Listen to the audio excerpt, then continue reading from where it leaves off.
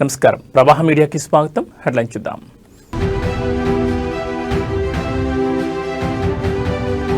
పేదల సేవలో కార్యక్రమంలో అందరూ పాల్గొనాలి. టీడీపీ నేతలకు సీఎం చంద్రబాబు సూచన.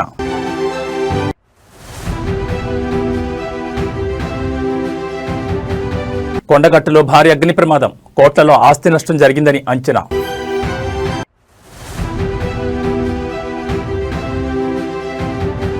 తమిళనాడుపై దిత్వా తుఫాన్ పంజా, దక్షిణ కోస్తా పుదుచ్చేరికి రెడ్ అలర్ట్.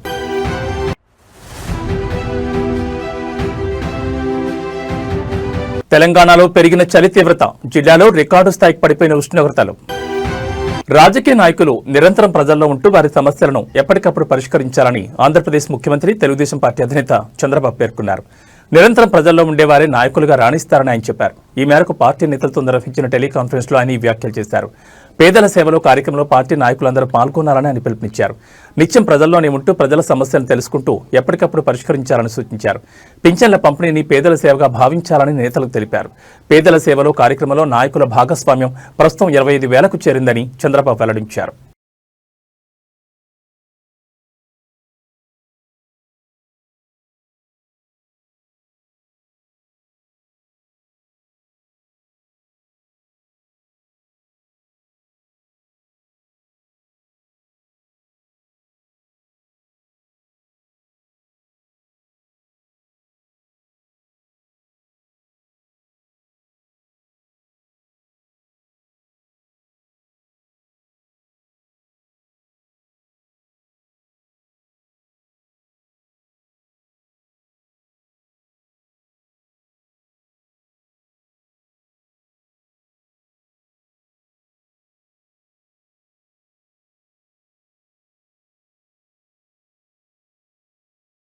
జగిత్యాల జిల్లాలోని ప్రముఖ పుణ్యక్షేత్రం కొండగట్టులో శనివారం రాత్రి ఘోర అగ్ని ప్రమాదం సంభవించింది. ఈ దుర్ఘటనలో దాదాపు 32 బొమ్మల దుకాణాలు పూర్తిగా కాలిబూడిదయ్యాయి. వ్యాపారులకు కోట్లాది రూపాయల నష్టం వాటిల్లినట్లు ప్రాథమికంగా అంచనా వేస్తున్నారు. గత రాత్రి 11 గంటల సమయంలో కొండగట్టు ఘాట్ రోడ్లోని అభయ హనుమాన్ విగ్రహం నుంచి ప్రధాన రహదారి వరకు ఉన్న బొమ్మల దుకాణాల్లో మంటలు చెలరేగాయి. సమీపంలో జరగనున్న సమ్మక్క సారలమ్మ జాతరను దృష్టిలో ఉంచుకుని వ్యాపారులు భారీ ఎత్తున బొమ్మలను కొనుగోలు చేసి దుకాణాల్లో నిల్వ ఉంచారు. ఒక్కో దుకాణంలో 8 లక్షల నుంచి 10 లక్షల విలువైన సామగ్రి ఉన్నట్లు తెలుస్తోంది. ప్రమాద సమాచారం అందుకున్న అగ్నిమాపక సిబ్బంది ఘటనా స్థలానికి చేరుకునేసరికి దుకాణాలు పూర్తిగా కాలిపోయాయి. తమ కళ్ళెదుటే సర్వస్వం కాలిపోవడంతో వ్యాపారులు కన్నీరు మున్నీరుగా విలపించారు. వారి రోదనలతో ఆ ప్రాంతంలో విషాద ఛాయలు అలుముకున్నాయి. మాల్యాల ధర్మపురి సిఐలు రవి రామ్ నరసింహారెడ్డి ఘటనా స్థలాన్ని పరిశీలించి వివరాలు సేకరించారు. విద్యుత్ షార్ట్ సర్క్యూట్ కారణంగానే ఈ ప్రమాదం జరిగిందని అధికారులు ప్రాథమికంగా నిర్ధారించారు. కేసు నమోదు చేసుకుని దర్యాప్తు చేస్తున్నారు.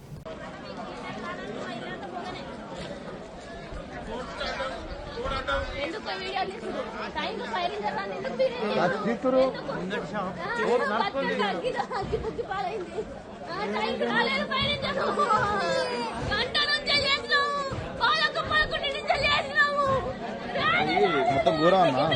ఏంటంటే ఈ వచ్చే వరకు మేము ఆపినా కానీ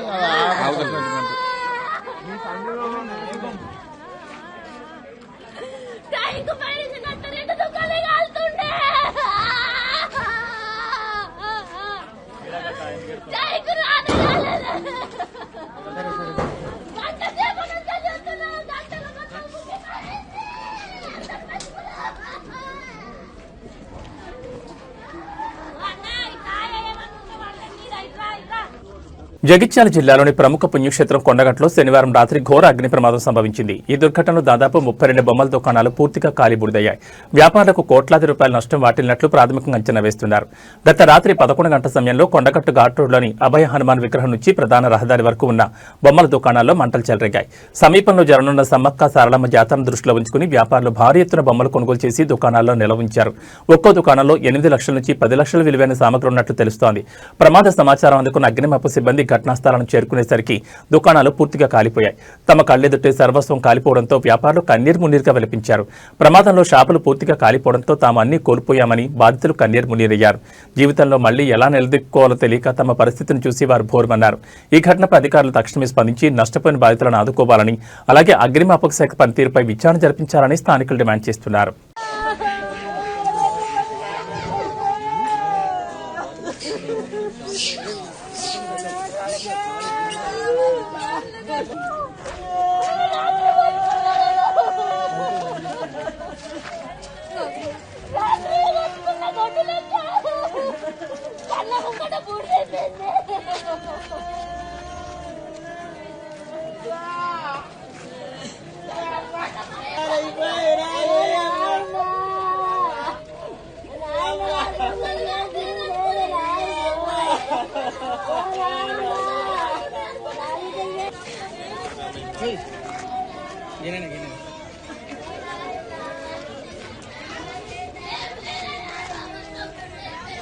హైదరాబాద్లోని మాదాపూర్ ప్రాంతంలో ఫుట్పాత్ల ఆక్రమణలపై అధికారులు కఠిన చర్యలు చేపట్టారు. నగరంలో ట్రాఫిక్, పాదచారుల సమస్యలను దృష్టిలో ఉంచుకుని అధికారులు హైడ్రా సహాయంతో కూల్చివేత కార్యక్రమం నిర్వహించారు.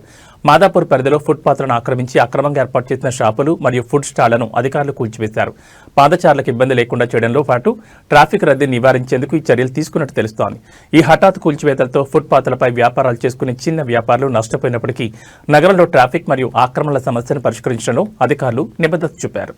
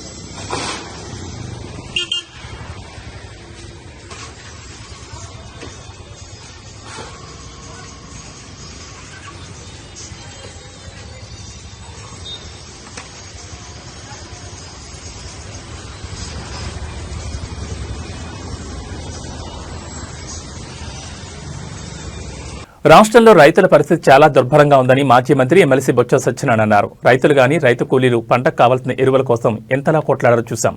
బ్లాక్ మార్కెట్లో ఎరువులు కొనుక్కుని పంట పండించిన పరిస్థితి ఏర్పడింది. ఆ పంట చేతికొచ్చిన తర్వాత ప్రకృతి వైపరీత్యాల వల్ల నష్టపోయారు. ప్రభుత్వం ఎక్కడ రైతులను ఆదుకున్న దాఖలాలు కనపడడం లేదని ఎద్దేవా చేశారు. చేతికొచ్చిన పంటను అమ్ముకుందాం అనుకుంటే గత 8 ఏళ్లలో ఎన్నడూ లేని విధంగా ఇబ్బందులను రైతులు ఎదుర్కొంటున్నారు. ఏ పంటకు కూడా గిట్టుబాటు ధర లేదు. అరటి, మొక్కజొన్న, పొగాకు, పత్తి ఏ పంటకు కూడా సరైన గిట్టుబాటు ధర లభించడం లేదన్నారు. ముఖ్యంగా ఉత్తరాంధ్రలో చెరుకుకు ప్రత్యామ్నాయంగా మొక్కజొన్న పంట వేసుకుంటున్నారు. గత ప్రభుత్వ హయాంలో పంటకు కొనుగోలులో ఇబ్బందులు వస్తే వెంటనే ప్రభుత్వం కొనుగోలు కేంద్రాలను ఏర్పాటు చేసిందని బొత్స సత్యనారాయణ పేర్కొన్నారు. వాస్తవంగా అవసరమైతే చెక్ చేసుకోండి, రీచెక్ చేయండి, క్రాస్ చెక్ చేయండి. కొన్ని పత్రికలు, కొన్ని టీవీలు అదే పనిగా దీన్ని ప్రజలు వ్యతిరేకిస్తారని చెప్తున్నారు. వాస్తవానికి కుటుంబంలోని నాయకులు కూడా, పెద్దలు కూడా, ఆ ప్రజల సానుభూతిపరులు కూడా వచ్చి వీటి మీద స్వచ్ఛందంగా వచ్చి వాళ్ళు కూడా పాల్గొంటున్నారు, సంతకాలు చేస్తున్నారు. ఇది గ్రామీణ ప్రాంతాల్లో కానీ పట్టణ ప్రాంతాల్లో జరుగుతున్న విషయం అని చెప్పాం. ర్యాండమ్ చెక్ చేసుకోండి మీకు ఇచ్చిన తర్వాత అని చెప్పాం. లేదు అంటే ఇప్పుడే ఓ టీం పంపించుకొని క్రాస్ చెక్ చేయండి జరుగుతున్న కార్యక్రమాన్ని అని చెప్పాం.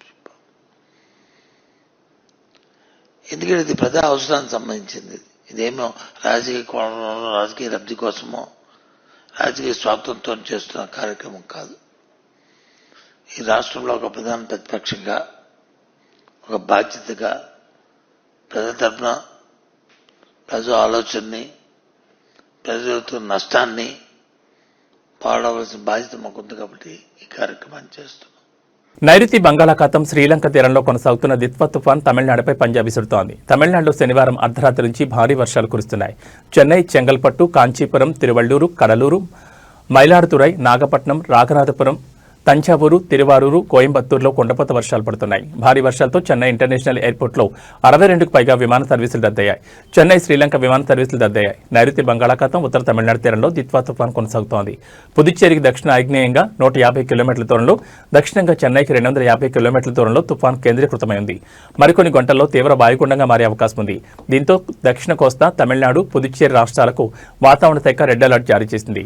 గత 6 గంటల్లో గంటకు 5 కిలోమీటర్ల వేగంతో ఉత్తరం వైపు కదిలి కారైకల్కు తూర్పున 80 కిలోమీటర్లు, జాఫ్నాకు ఈశాన్యంగా 140 కిలోమీటర్లు, పుదుచ్చేరికి ఆగ్నేయంగా 160 కిలోమీటర్లు, చెన్నై దక్షిణంగా 250 కిలోమీటర్ల దూరంలో కేంద్రీకృతమైంది. రాబోయే 24 గంటల్లో ఉత్తర తమిళనాడు, పుదుచ్చేరి తీరాలకు సమాంతరంగా దాదాపు ఉత్తరం వైపు కదిలే అవకాశం ఉంది. ఉత్తరం వైపు కదులుతూ తుఫాను ఈ రోజు ఉదయం లేదా సాయంత్రం నాటికి తమిళనాడు, పుదుచ్చేరి తీర ప్రాంతం నుండి నైరుతి బంగాళాఖాతంలో 50 కిలోమీటర్లు, 25 కిలోమీటర్ల దూరంలో కేంద్రీకృతమై ఉంటుంది. ఈ రోజు దక్షిణ కోస్తాపై తుఫాను తీవ్ర ప్రభావం చూపే అవకాశం ఉందని అధికారులు తెలిపారు. నెల్లూరు, చిత్తూరు, తిరుపతి, కడప జిల్లాలో అతి భారీ వర్షాలు పడనున్నాయని అధికారులు చెప్పారు.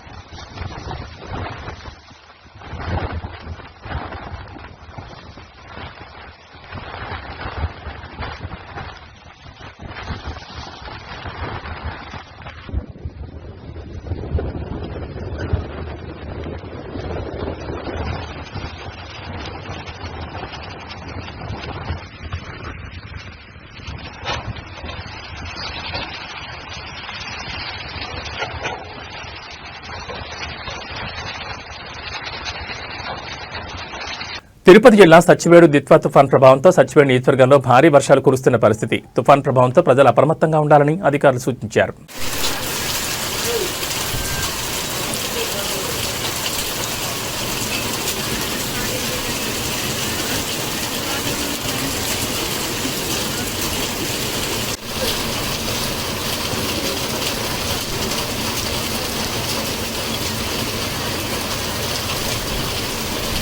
తెలంగాణ రాష్ట్రంలో గడిచిన 4 రోజుల్లో మరోసారి చలి తీవ్రత గణనీయంగా పెరిగింది. వాతావరణ శాఖ ప్రకారం ఈ రోజు ఉదయం మెదక్ నగరంలో అత్యల్పంగా 10 డిగ్రీల సెల్సియస్ ఉష్ణోగ్రత నమోదు కాగా, పటాన్ చెరువు, హనుమకొండ, రామగుండం, నిజామాబాద్, హైదరాబాద్లలో కూడా సాధారణం కంటే తక్కువ ఉష్ణోగ్రతలు నమోదయ్యాయి. గత వారం రోజులుగా నమోదైన ఉష్ణోగ్రతలతో పోలిస్తే రాష్ట్రంలోని చాలా ప్రాంతాల్లో కనిష్ట ఉష్ణోగ్రతలు సగటున 2 నుంచి 4 డిగ్రీల వరకు తగ్గినట్లు వాతావరణ నిపుణులు చెబుతున్నారు. పగటి ఉష్ణోగ్రతలు కూడా స్వల్పంగా తగ్గడంతో ఉదయం, సాయంత్రం వేళలో చలిగాలుల ప్రభావం స్పష్టంగా కనిపిస్తోంది. బంగాళాఖాతంలో ఏర్పడిన దిత్వా తుఫాన్ కారణంగా ఏపీ మీదుగా తెలంగాణ రాష్ట్రంలో చల్లని గాలులు వీస్తున్నాయి. దీంతో రాష్ట్రంలో వాతావరణ పరిస్థితులు మారి చలి తీవ్రత పెరిగింది. సాధారణంగా తూర్పు లేదా ఆగ్నేయ దిశ నుంచి వచ్చే గాలులు తీర ప్రాంత తుఫాన్ల తర్వాత చల్లబడతాయి. తుఫాన్ తీరం దాటిన తర్వాత ఆ తుఫాన్ వ్యవస్థ యొక్క అవశేషాలు చుట్టుపక్కల ప్రాంతాల వైపు కదిలి రాష్ట్రంపై శీతల, పొడి గాలుల ప్రవాహానికి దారితీస్తాయి. ఈ ప్రభావం వల్ల తెలంగాణలో, ముఖ్యంగా నైరుతి, ఉత్తర జిల్లాలో ఒక్కసారిగా చలి తీవ్రత పెరిగింది. ఈ శీతల గాలుల కారణంగానే ఉష్ణోగ్రతలు వేగంగా పడిపోయినట్లు అధికారులు తెలుపుతున్నారు. ఈ రోజు సాయంత్రం వరకు దిత్వా తుఫాన్ తీరం దాటే అవకాశం ఉండగా మరో 4 రోజుల పాటు చలి తీవ్రత ఇలానే కొనసాగే అవకాశం ఉన్నట్లు అంచనా వేస్తున్నారు.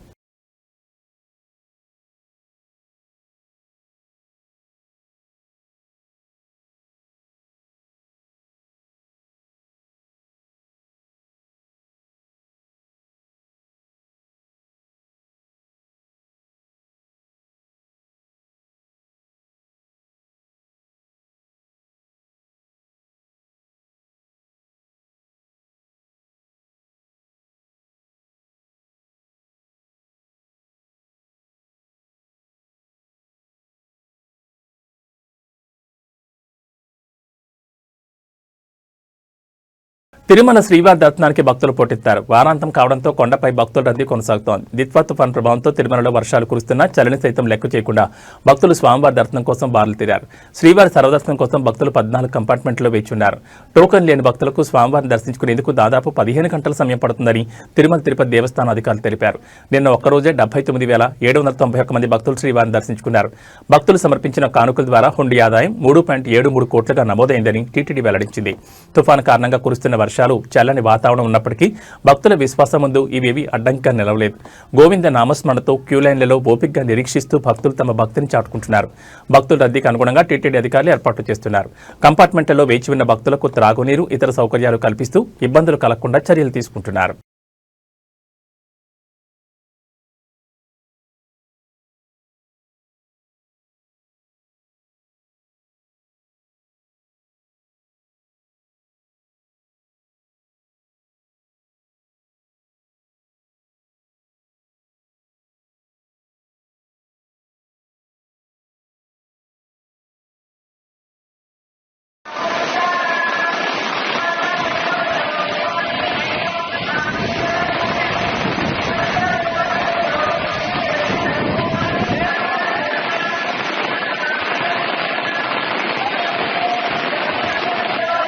लगे पीछे ना బిల్డింగ్ కాడ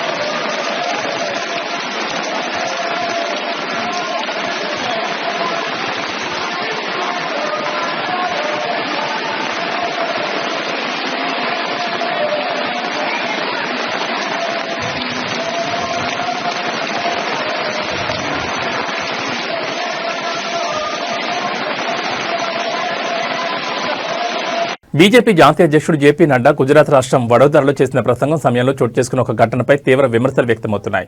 జేపీ నడ్డా ప్రసంగిస్తున్న సమయంలో ఆయన పక్కనే ఉన్న ఒక సెక్యూరిటీ గార్డ్ అస్వస్థతకు గురై కుప్పకూరు కింద పడిపోయాడు. అయితే ఈ సంఘటన చూసినప్పటికీ జేపీ నడ్డా కనీసం కనికరం చూపకుండా సెక్యూరిటీ గార్డును పట్టించుకోకుండా తన ప్రసంగాన్ని యథావిధిగా కొనసాగించారు. ఈ దృశ్యం వీడియోల ద్వారా వైరల్ కావడంతో నెటిజన్లు జేపీ నడ్డా తీరుపై తీవ్ర ఆగ్రహం వ్యక్తం చేస్తున్నారు. మానవత్వం మరిచిపోయారు, మనుషులు ఇంత అమానవీయంగా ఉంటారా అంటూ నెటిజన్లు నడ్డాపై విమర్శలు గుప్పిస్తున్నారు. కనీసం తన సెక్యూరిటీ సిబ్బంది ఆరోగ్య పరిస్థితిని పట్టించుకోకుండా రాజకీయ ప్రసంగానికి ప్రాధాన్యం ఇవ్వడం పట్ల ప్రజలు తీవ్ర అసంతృప్తిని వ్యక్తం చేస్తున్నారు.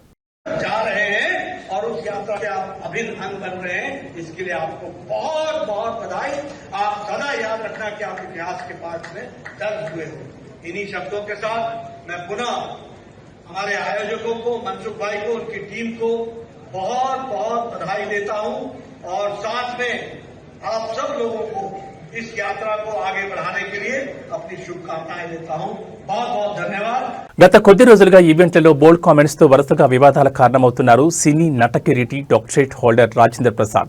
ఇక తాజాగా సకుటుంబానం సినిమా ట్రైలర్ రిలీజ్ ఈవెంట్ కు బ్రహ్మానందం, బుచ్చిబాబు, రాజేంద్ర ప్రసాద్ ఇలా అందరూ హాజరయ్యారు. సినిమా ట్రైలర్ అయితే చక్కగా పక్కా ఫ్యామిలీ ఎమోషన్స్ తో ఉంది. కానీ ఈవెంట్ లో రాజేంద్ర ప్రసాద్ చేసిన కామెంట్లు మాత్రం చర్చకు దారితీస్తున్నాయి. ముందుగా బ్రహ్మానందం మాట్లాడిన వెంటనే స్టేజ్ మీదే ముసలి ఉండా కొడక అని ఒక్కసారిగా జోక్ పేరిట పేల్చేశారు రాజేంద్ర ప్రసాద్. ఆ కొన్నవాళ్ళు ఒక్కసారిగా కాసేపు షాక్ అయ్యారు. బ్రహ్మానందం కూడా అతని వైపు తిరిగి ఎవరు అన్నట్లు అడిగారు. రాజేంద్ర ప్రసాద్ వెంటనే నేనే అని నవ్వుతూ మాట మార్చేశారు. కానీ అప్పటికే వీడియో రికార్డ్ అయిపోయింది. సోషల్ మీడియాలో ఈ వీడియో ప్రస్తుతం ఫుల్ వైరల్ అవుతోంది. శ్రీ డాక్టర్ బ్రహ్మానందం గారు మాట్లాడిన తర్వాత నాలాంటి వాళ్ళు మాట్లాడటం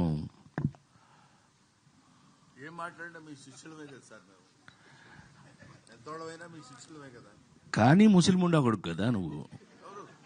నేను ఏది ఏమైనా ఇవి ఈ బులెటిన్ విశేషాలు. మరో బులెటిన్లో మళ్ళీ కలుసుకుందాం. నమస్కారం.